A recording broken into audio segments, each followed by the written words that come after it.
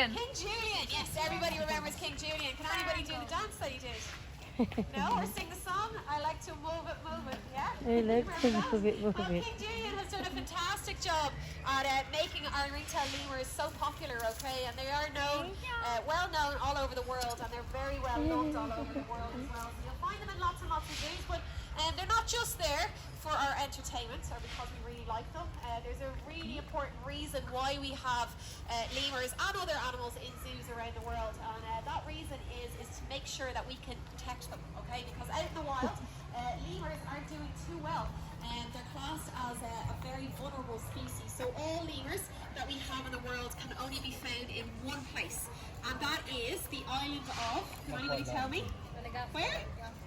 Madagascar. Madagascar. Well, exactly. You'll only find lemurs out on the island of Madagascar, okay, which is an island that's off the east coast of Africa, okay? So when Madagascar moved away from mainland Africa about 60 million years ago, there was lots of animals that were on that piece of land, and they all adapted and changed in really different ways. So that's why you have unique animals like lemurs only living out in Madagascar, okay? So that's why it's very important for us to try and maintain populations of these guys in zoos, so in the future we can pop them back out into the wild when the issues that they're having at the moment, when they've all been dealt with, okay? So there's a few different things.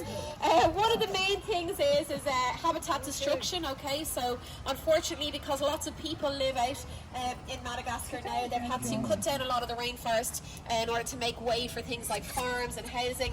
And what's happening is these guys are coming into the urban areas where people live, and they're getting in accidents with cars and also with people's pet cats and dogs. Cats and dogs can carry diseases that these guys can't stand well up against.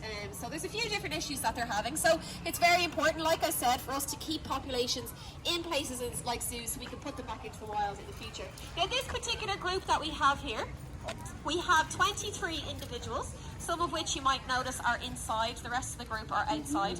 These guys are part of a breeding program, okay? So that's one of the conservation projects that we deal with is breeding programs, all right? So they're part of something called the EEP, which is the EAZA xxoo program. So EAZA is an association that we are a part of, which we're The fight. and they're the European Association of Zoos and Aquariums. So we work very closely with them in order to carry out these breeding programs to increase populations. Now this group here is actually made up of 3 groups that came from 3 different zoos in Europe, alright, and we brought them all together at the same time and they formed one big group. Now when they came to us first, there was significantly less lemurs. We've had lots of babies born over the last few years, so we've been quite successful. You notice that there are 2 babies down here. They're 2 little boys, they're twins. Their names are Frankie and Christy. We also had 2 little girls that were born this year as well. Their names are Brittany and Taylor. As you might realise, there's a bit of a running trend through this troop.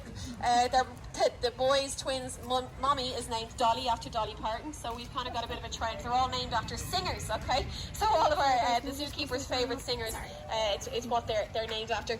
Can I just get you to pop up off the ground, please? Can you stand up?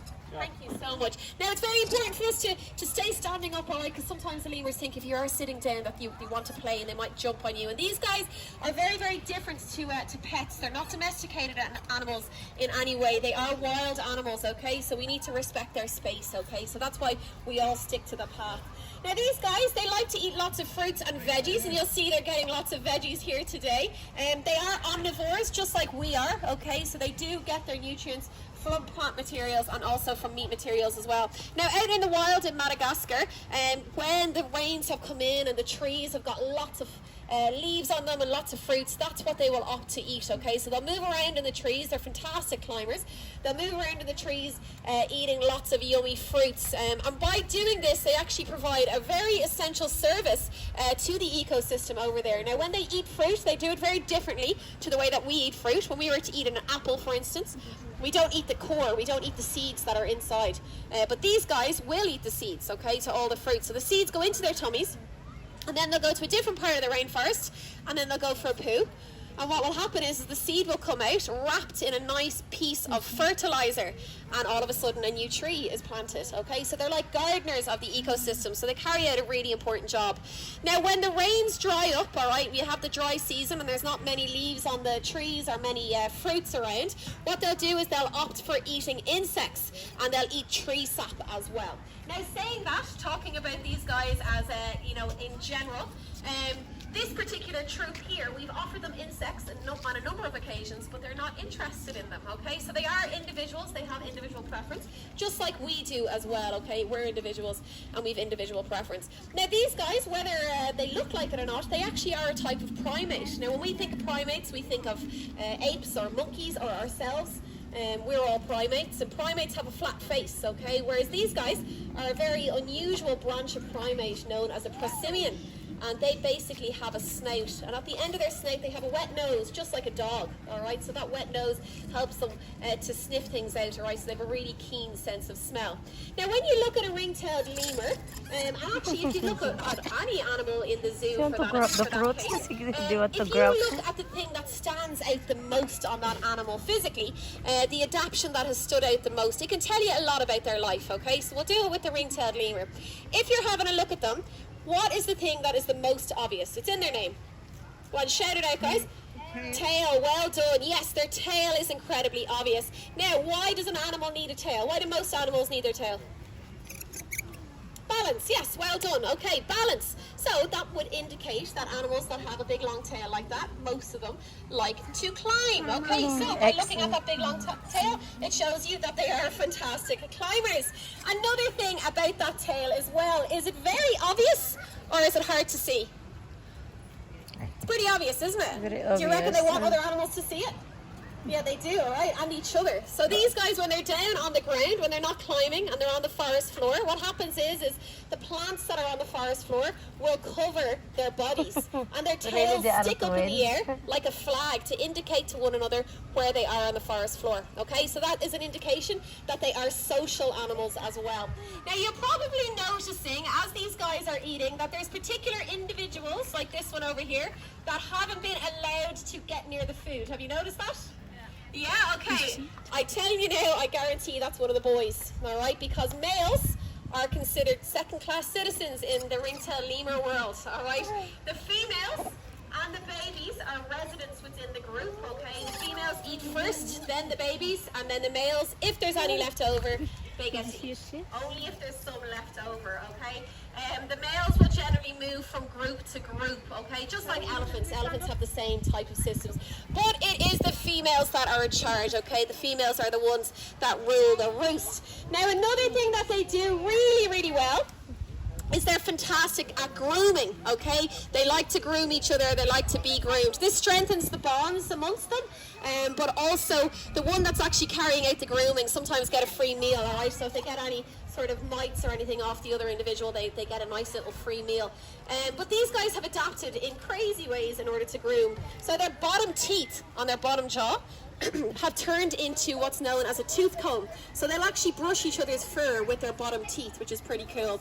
And then they'll use their second tongue in order to lick any of the debris off their tooth comb. So they have a secondary tongue known as a sublingua that will actually lick the dirt and debris off that tooth comb in their mouth, which is pretty cool.